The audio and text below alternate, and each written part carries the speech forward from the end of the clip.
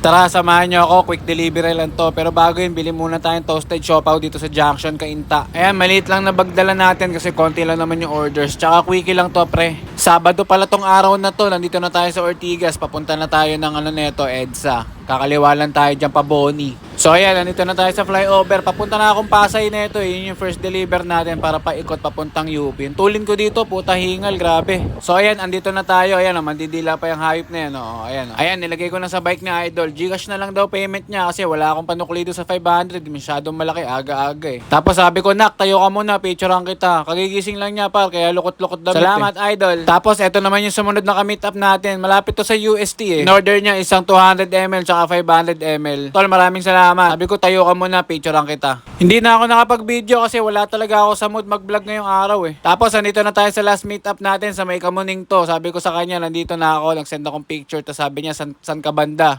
Sabi ko, andito ako. Tapos sabi niya, nasa Victor Villesa salon daw siya. Tapos pinicturean ko, ayan, andito na ako, sabi ko. Tapos eto na siya, nagpapagupit ata siya. Sabi ko, nak, tayo ka muna dyan, picturean kita. Tapos yun, pare, maraming salamat sa'yo. Tapos nang pumunta na tayo UV, may pag-quick coffee date tayo. Tapos ayun, ayan na siya, ayan.